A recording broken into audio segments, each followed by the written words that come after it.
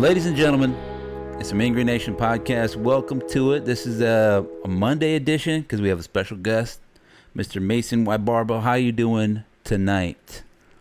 I'm doing well, man. I appreciate you having me. Happy Yeah, to be here. Happy to talk about the Mean Green a little bit. yeah. So we've had some good. We have had some bowl appearances, right? The football team. I say we. We're all graduates.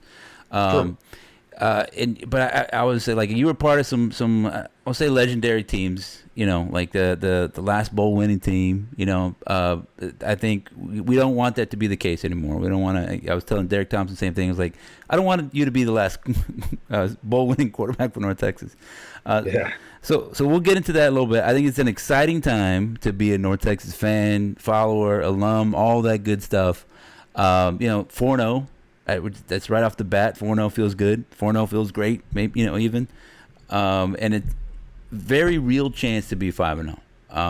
This week, North Texas played Army. Maybe even escaped Army, if you want to say.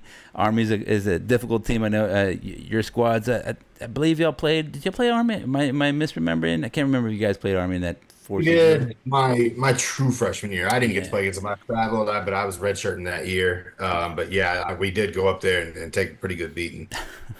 yeah. 2010. Because it's such a weird, just like sudden flip. So I want to talk about let's talk about last week. 45-38 winners. North Texas was in overtime. I always say you don't apologize for wins. You take them. They all count the same. It doesn't matter if you did it pretty or ugly. Nobody cares. They look. It's just a W. What are your thoughts on the Army game? Watching that one. I'm extremely proud, incredibly excited, because overtime games and just being in that kind of position historically has not gone well from us. You look at it, a lot of people want to point to, man, look how many yards they gave up rushing and blah blah. This I saw the early turnovers, a huge fourth down and one stop, getting the stop they needed in overtime. And I mean, look, the one kid popped off for a 75 yarder. That's a big chunk of it, and a couple other chunk plays. But Army is Army. They're going to do what they do. Army is a very, very, they're a top tier program. This is the same program that was 11-1 last year that only gave up 3 points to North Texas. And credit, to that game last year, the defense actually played pretty well. Um, but these kind of games we haven't won a whole lot of in the past. And what you notice, kind of a cornerstone of mark of a really good program whenever programs turn the corner, your early 2000s TCU, your '07, your Boise States, even teams in the conference, Memphis, teams like Tulane, they figured out how to keep pushing late in those close games to stay competitive and then figure out a way to win. Pretty or not, I mean, you looking back through history, you don't remember how pretty or ugly the game was. It's just that you got that win. And so, yeah, there's things you could tighten up. You can say that about every game, but watching freaking Mestamaker and those guys just continue to fight and watching that defense that, look gassed at times, just keep on fighting, keep on lining back up and get the key stops when they needed to. That's we had when I was playing, we never got to the point of being a good program. We had a good season. We had a great season in 2013, but all four of those losses, Ohio, Georgia, Tulane, UTSA, all four of those losses, you look at the game and we weren't able to keep pushing late and find out a way to pull those things out. Sometimes you would dig a hole early, but either way, we struggled to really turn that corner where we've won those tight competitive late games. And so I'm extremely proud, extremely excited for, like you mentioned, the very real chance to go 5-0. By no means overlook South Alabama because they can turn right around and put us on us. That is historically a pretty tight game with them. Yeah, Uh, it was a shootout either, last year. It was like 52-35 or something like that in the opener, right? Yeah. yeah, yeah. And I mean, one thing that you should know if you've either played, attended, or pay attention to me or football, there is no such thing as a sure thing. Things can go, they can fall off the rails in a hurry. Yeah. Um, so by no means can you ever look past any opponent. We haven't earned that right, but credit where credit's due. yeah, just the adjustments more than those guys make in the game. Um, and that's been awesome. You saw the Western Michigan game, and then again in Army. It's been awesome. So I'm very very excited. Yeah, I think because like we said on the show, like in the past, I guess every week, if you've been a listener out there and you're like, man, you're saying the same thing, because I think it's true that it's the details. Like for me, like the 51 nothing, right?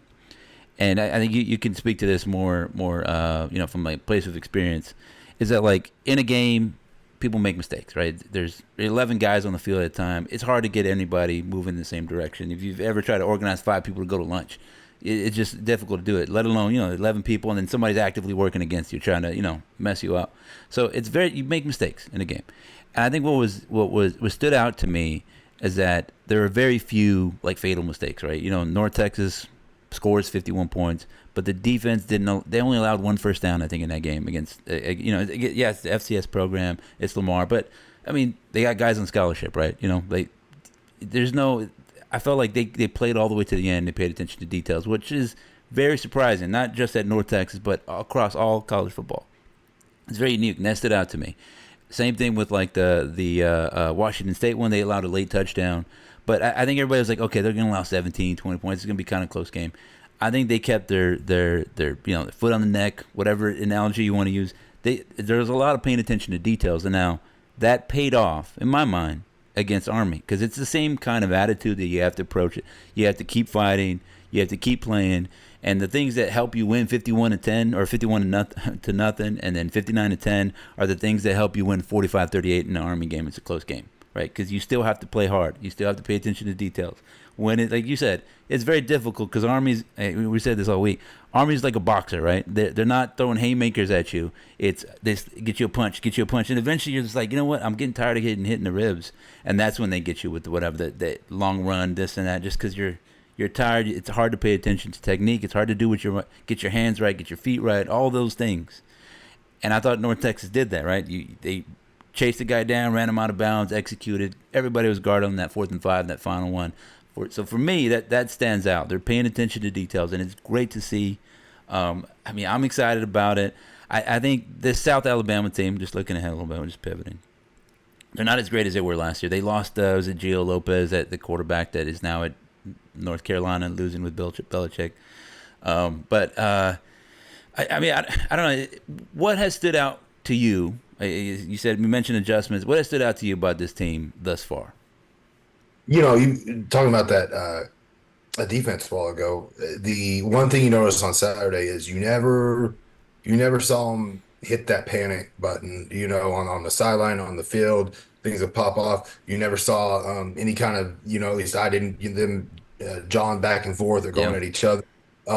You saw kind of that confidence of lining back up and finishing the thing out. And I don't think that happens without that unit being completely bought in to what they're doing and to who's coaching them. I think that's a testament to Cassidy. I can't say enough good things about him.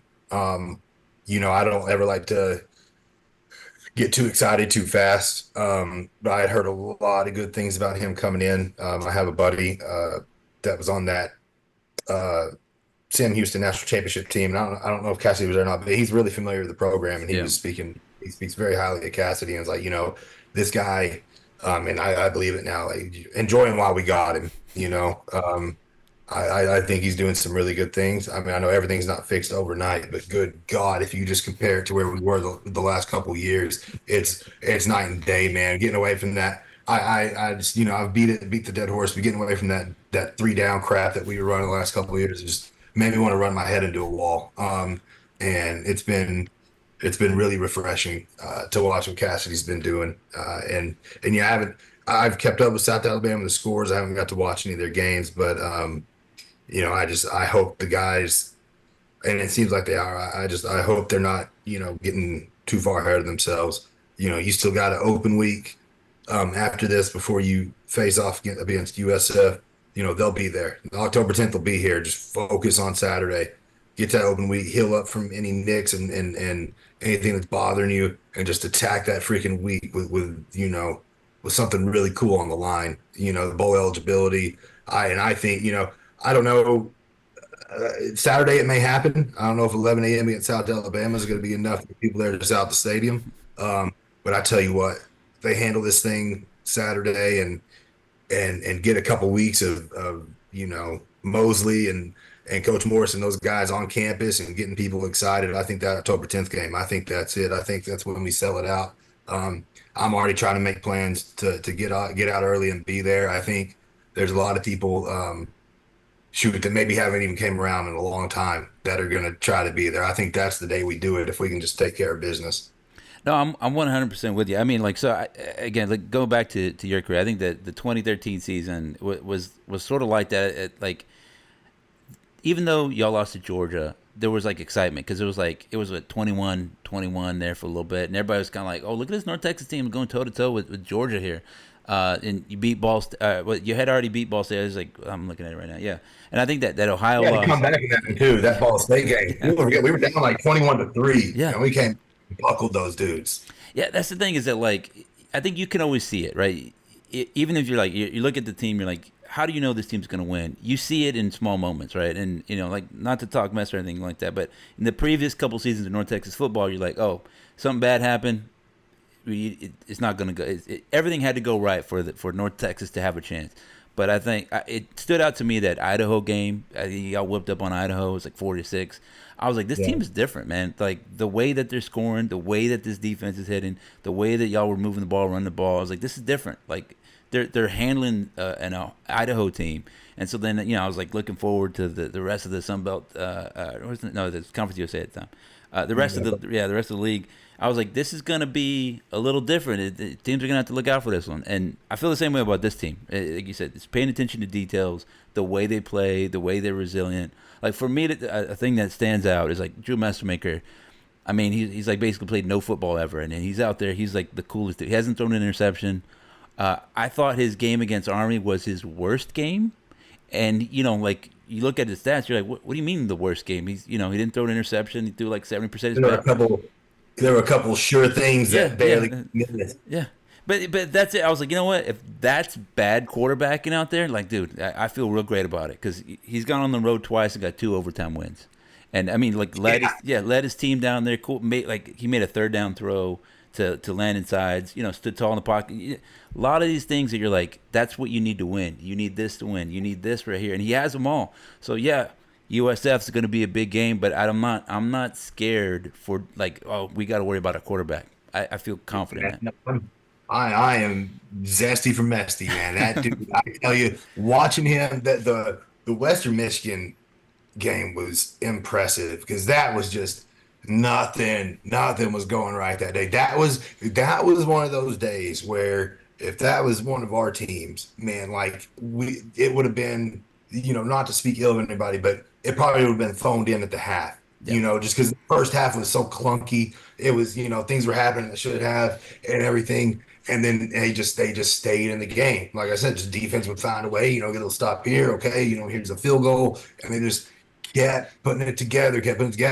And then it's all about putting yourself in that position to win. Like, okay, hey, we fought through, we got to the overtime, and now we're going to go turn that corner. You mentioned it for so long. There's been something good happen, and we just all kind of hold our breath, waiting for the other shoe to drop. It's yeah, that existential feeling of just like what's going to go wrong, and like I'm not necessarily breathing easy now because like I said, UNT people, you don't ever put your guard down, but yeah, but it's like yeah, I'm in, man. I'm starting to look like we have a good team. We yeah, have a good team who knows, um, I don't. We played good competition. I don't see why we're not in the conversation among the top teams in the conference. You have to now. I mean, I get it. Memphis is a great program. UCF is a very solid program.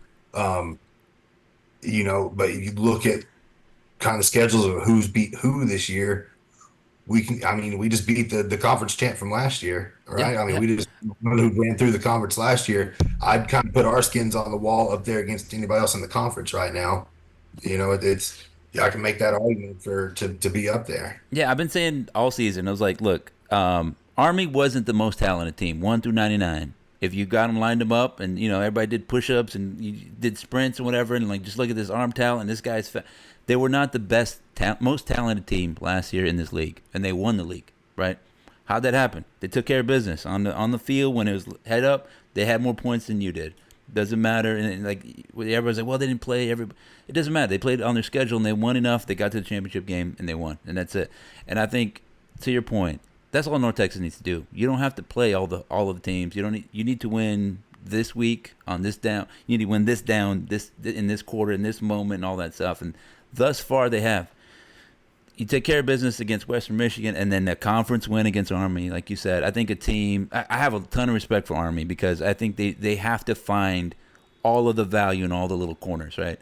That it's sort of like like where everybody else is maybe like I want to go shopping. I got a big wallet full of cash, whatever. Army's like let's turn the couch over, see what we kind of change we got. Let's clip some coupons. Right. Yet you have to find a way to win, and they find all those ways. Right? They time of possession, defense, 4th and 2, analytics. They have all these. They find all the tricks, and so if you beat that team, that says something about you, right? Yeah. Whether it's a Yeah. lot or a little, it's a lot.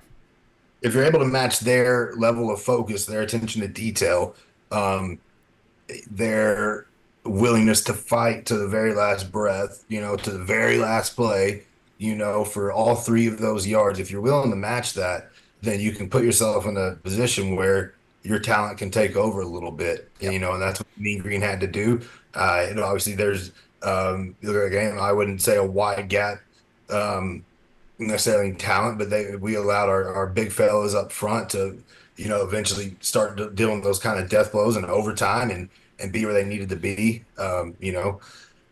Getting that offense in a position in overtime, it kind of forces their hand a little bit because you can't necessarily go 3 yards in the cloud of dust. You got to go score. But yeah, that was awesome. Like you said, a lot of respect to them. They're a heck of a program. They'll continue to win games. And again, the yards necessarily on defense, don't worry. How many yards did K-State give up to them and still lose? Yeah, You know, it doesn't like matter. Yeah. they won the game. They did it how they had to do it. Until they start giving you points for yards, then it doesn't matter. You can have 1,000 yards, but if you don't have enough points on the board, it doesn't matter. That's the part I really like about this team, and that reminds me a lot of the 2013 team. Is that this team it's a little bit bend but don't break, right? It's not like guys are just bursting through the line and just killing guys. And like I said this before, I was a little skeptical of they're bringing guys in. There was not a lot of dudes with like tremendous skins on the wall, right? They were like, oh, this guy's talented. He has some measurables. He looks like but we don't know, right? And there's a lot of guys. Maybe this guy's gonna be an edge rusher. But Ethan Day. I mean, he had some good film at Wyoming. That's what Eric Moore said. But he wasn't. Nobody was like, man, look at this kid Ethan Day at Wyoming when they were playing, in Denton.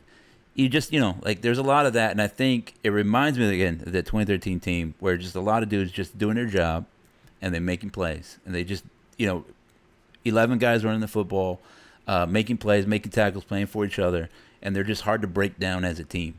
And like you said, 387 yards rushing allowed there. There was like 200 yards rushing against Western Michigan, but when it was time to make a stop, they got to stop, and that's all that Yeah. mattered.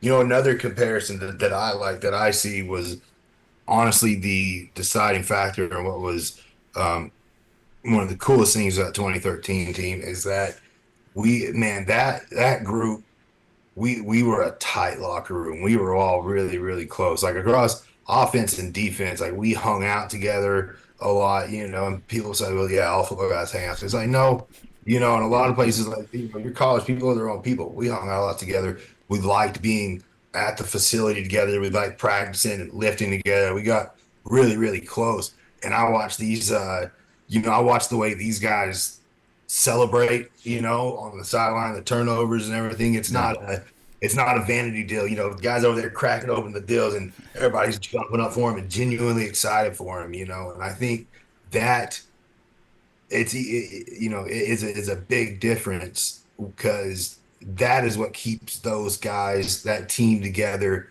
when it does get tough. Is that they do genuinely care for each other and they are actually a tight knit group. And people can roll their eyes, but that goes a really long way. I know that's what we had, and it appears that's what these guys got. Regardless of maybe being together a long time or not. I think um, guys understand that that's not the case in college football. You might get 1 year. Yeah. You probably are going to get only 1 year with this team, with this group, and if you can invest heavily in a short amount of time and get close, then you got a chance to be successful. And talk about those transfers. I think people are finally seeing. Look at our top passer, receiver, and rusher the last 2 years. Out and gone. I think people are starting to realize that. You can come here and make a name for yourself. Yeah. And if we can still build a culture around that, of now people, yes, there's transfers coming in, but they're coming in with the expectation of winning. Um, that goes a long way. That can survive different quarterbacks, different coaches that come in. Yeah, I mean, I think like college football has always been like transient that way anyway. Like even if you're there 4 years, 4 years is not a lot of time, right? It's a short amount of time. I mean, it kind of it's always been that way, and I think the transfer stuff has kind of sped it up.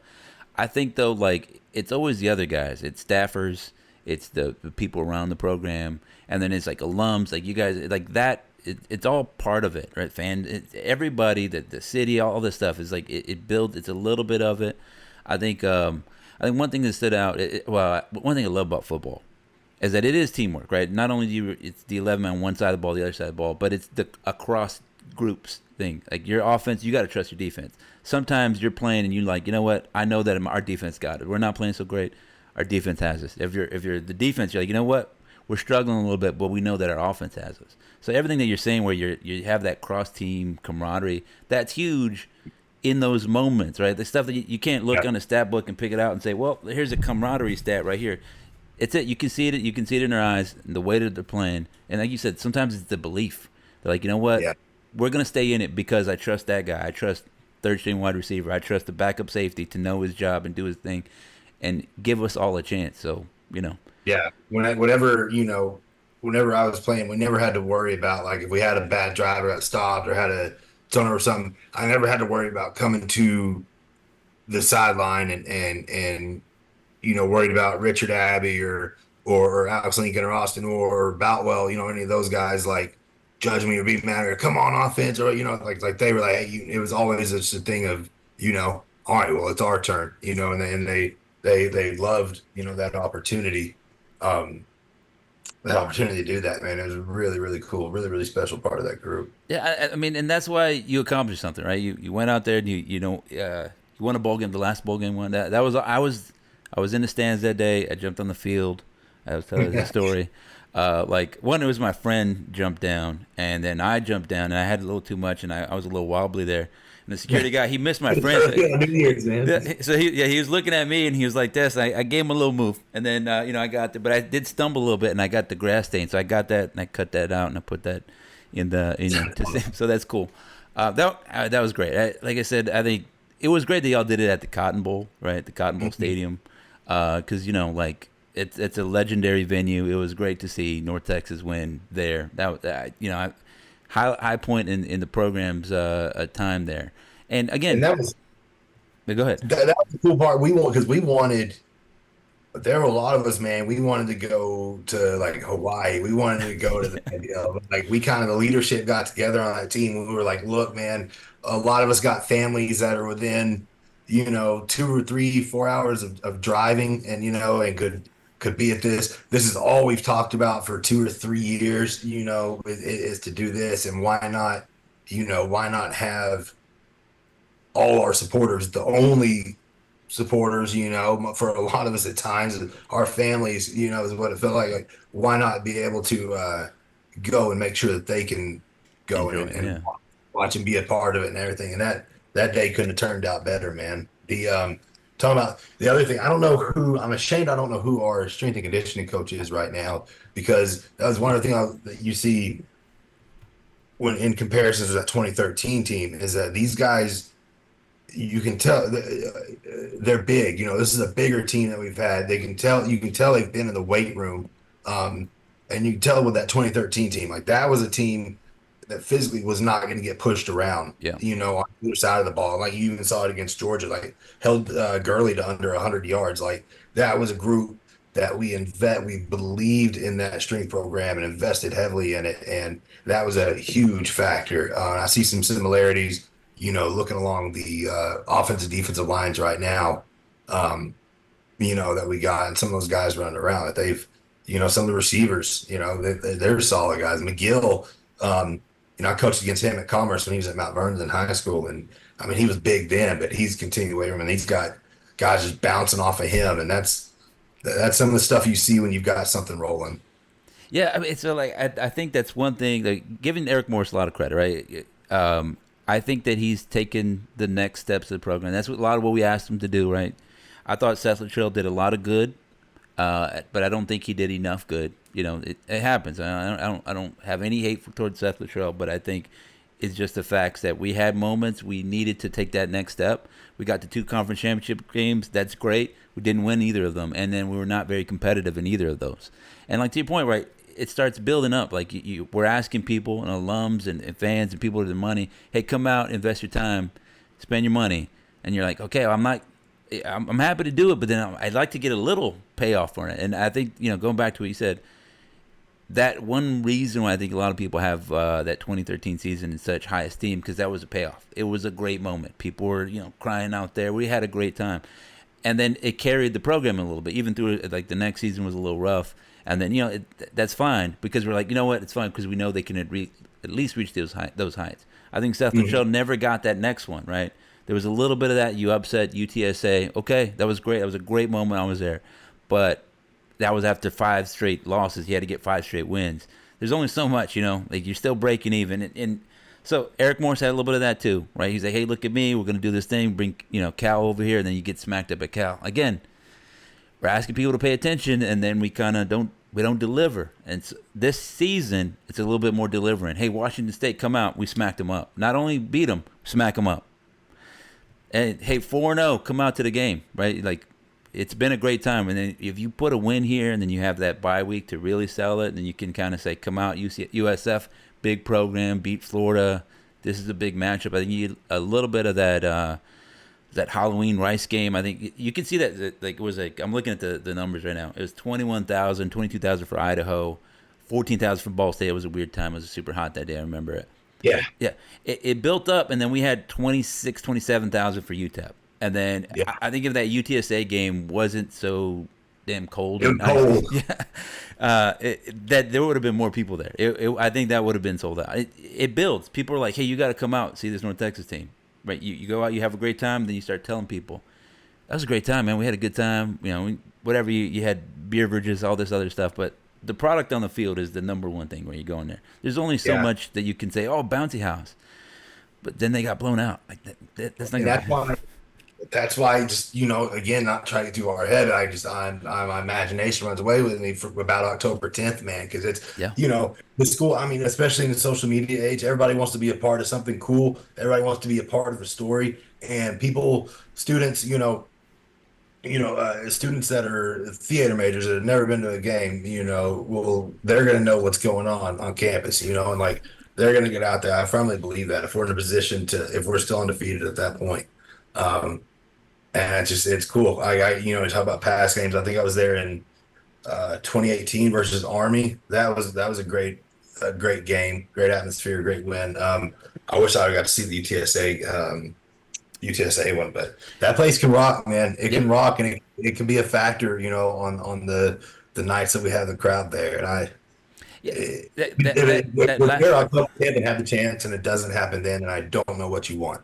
Yeah, I mean, I think North Texas will. Like, I always feel like Dallas area is a little bit like Los Angeles. Like, there's so much to do that you really have to be. You can't be like, well, like one reason, middle of nowhere Kansas can people go out and sell it out is because there's nothing else to do. I mean, you're like, well, we can go to the Applebee's again, or we can go to this thing. That's the 2 choices you get.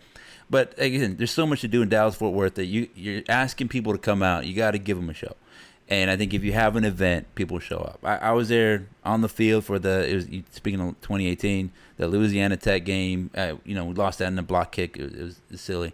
But that place was crazy. It was packed. It was a sellout crowd. The thing was rocking. Like you could hear, I was up in the box, and you could hear the North Texas chant from the thing. You're like, this is a fun place to be right now. Yeah. And, I think, again, I don't want to get anybody too crazy. You have permission to be excited, but I think this program is getting to that level. This team right now, right? You said building the program. It's baby step. I love Eric Morris's offense because it hasn't been overly reliant on a given quarterback. And I think Yeah, you can maybe say that Seth Luttrell, like he had Mason Fine, and then who else? You're like, well, there's a lot of some stats and stuff, but not a lot of guys. You're like, oh, this dude, we can trust him. right.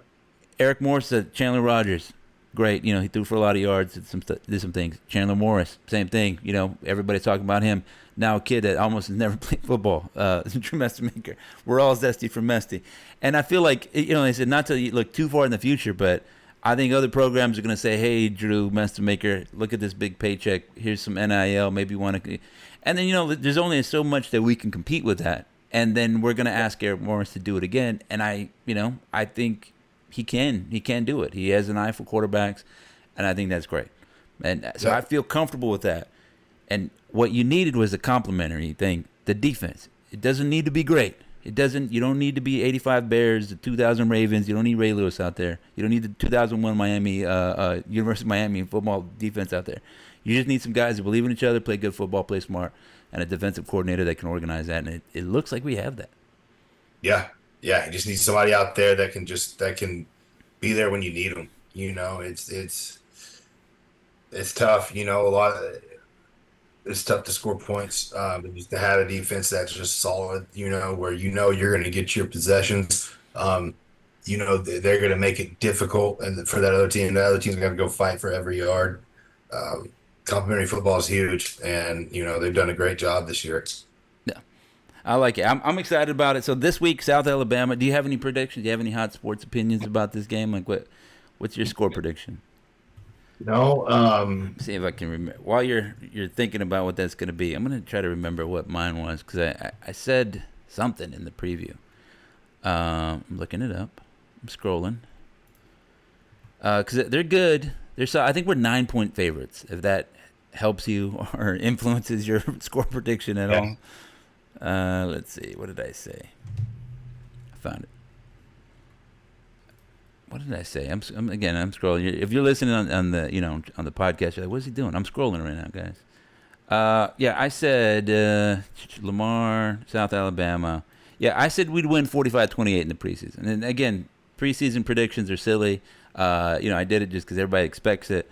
But I had us 4-1 going into this week. I thought maybe we'd lose to maybe Washington State. I didn't know what they had, but they were they're a lot worse than I thought they'd be. So you never know. I think South Alabama's been hot and cold. Last week they played Coastal Carolina and they lost that game. And I think a lot of people are like, "What's going on with this program?" They're in a weird spot. Right. I think they have talent. They have a talented coach, Major Applewhite. They can score points. They can scheme it up. But I don't know that they have a full toolbox there. And I think that's going to be the difference. They got to travel here. So I'll stick with my prediction. I think I'm going to go with 42-31. I think, and I think that's maybe a late touchdown on their side. But I think it's never really never really as close as that 11 points indicates. That's what I'm thinking. I think we jump out early. I think we going to have to keep our foot on the gas. Because I think, they are a team that you said can put up points quick. But yeah, I haven't seen a whole lot of them this year. So I want to make sure I give them their respect just because I haven't watched them. But I'm more than confident, in the meat green. I like it. Here's the thing. Like I said, it's a funny stat that we have that we scored 51, only allowed 0 to Lamar. And then, we go on the road. Then we come back home, score 59 points. Only allowed 10. Now, we only allowed 3 for most of that game, right? And then we go on the road, and again, it's an overtime game. So 2 road games, 2 overtime games, 2 home games, 2 50 burgers, where we're just turning everybody over and just scoring. So I feel like just going by the pattern. I did graduate from college. I should say it should be like 50 something to 10, and maybe that I should amend it that way.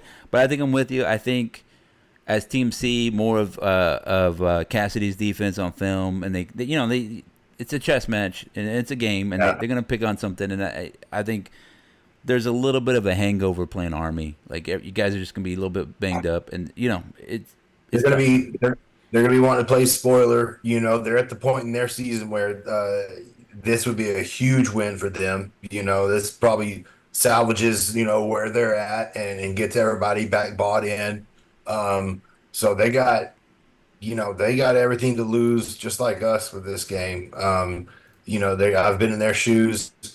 There's years that we started 1-2, 1-3, and you're looking for anything and everything to fight for, and Yeah. you nothing would keep you hanging on that season more than to go play spoiler for somebody that you've competed with in the past. Yeah. Yeah, I think, was it last year we went over there to Mobile and we won. Was it 52-45, if I remember, the 52-30? I can't even remember now. All right, so we're coming to the end of the show. I don't want to keep you all night. I do have a question, and it's like sort of testing the theory that I had way back when. Was that like I always felt like this North Texas UTSA rivalry could not become a rivalry until one team like beat somebody when they took something from you, because that's a little seed of hate. And so, like, I was like, I was of the mind, I was like, hey, this could be something. It's like North Texas against South Texas, very similar, like attendance and all this other stuff. You can see it, but nobody felt it until that moment, when they stole it on that icy day. It was a terrible day. I remember turning to my now wife. She looked at me. She's like, I hate UTSA. And then the next day, Yeah. there's people were like, I hate that program. And I was like, Yeah. you know what? If any good came out of it, because I felt like we never had a rival. North Texas didn't have a rival. We don't have no hate for anybody. It's just like, I think if you play the college football, I think at the time 2K14 or something. It was like, yeah, Middle Tennessee. I was like, I don't know anybody from Middle Tennessee. Yeah. Nobody really. So, I mean, is that theory right? Do you have sports hate for UTSA, and did it come from that game? Yeah, I mean, it's more than sports hate, dude. It's like it's visceral hate. I can't stand those scumbags, dude. Yeah. And yeah, it stems from that game. Like, because like you said, something was stolen from me, stolen from that team, man. We Mm-hmm. had, like, we were so happy to already be bowl eligible. We could smell blood in the water. A conference championship was right there, and you saw Rice went on. We would have gone on to beat Mississippi State in that Liberty Bowl. It just would have been the perfect cap to that season. And and those dirtbags stole it from us. We shouldn't have lost to Tulane a few weeks earlier. That would have helped us take care of business. Yeah. And then my senior year they were my last game I ever played against. They beat us in overtime. My last football game. So yeah, it is a visceral hate, and I hate that they've got the better of us in this. I'm glad it's become a rivalry because, like you said, it's good to hate somebody. Um, I hate that they've had the upper hands on us, and I really hate that Traylor's their coach because he was a high school head coach at Gilmer down the road from me growing up, Mm-hmm. and I looked up to that dude. I mean, he was one of the best to ever do it in Texas high school football. So on a personal level, I love that he's doing well, but I hate that it's at that school. And I just yes, I absolutely hate that program. I'll never back down from that take.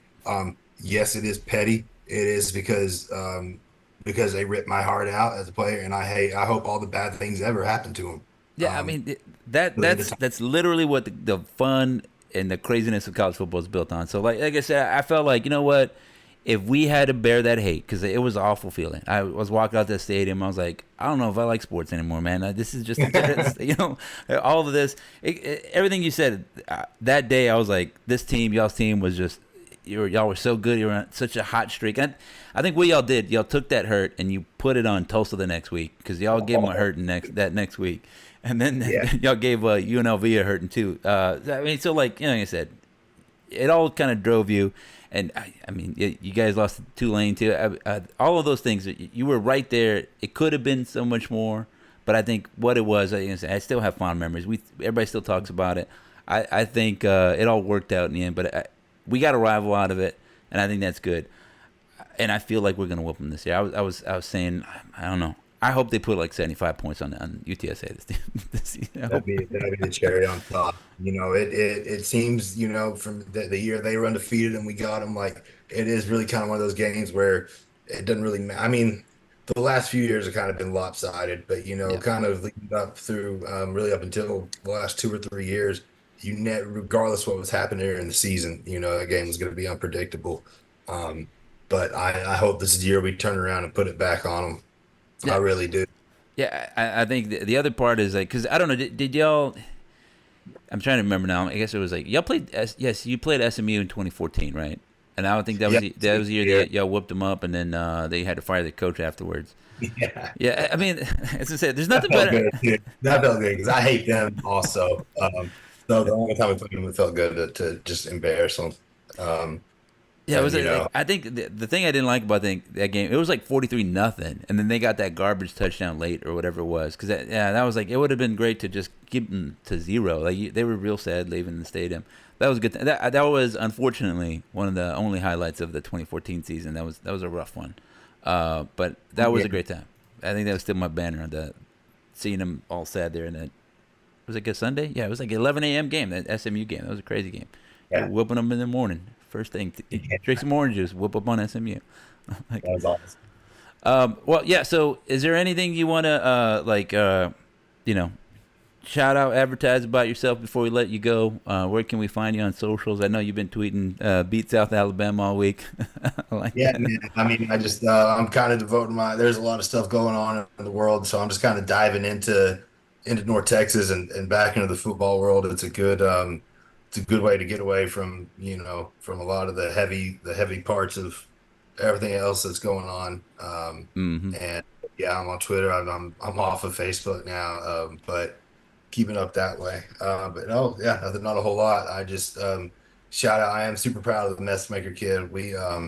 My dad and I, we went to the bowl game last year, and we just happened to be sitting next to his family, and they were, we were like talking, introducing ourselves and everything. Like, how are y'all associated with the program? They're like, well, our son is starting a quarterback tonight, and we're talking and everything, and I'm like, oh, well, and they're like, yeah, it's his first game. Well, and the kid just goes off, just has a good game. And it was so cool.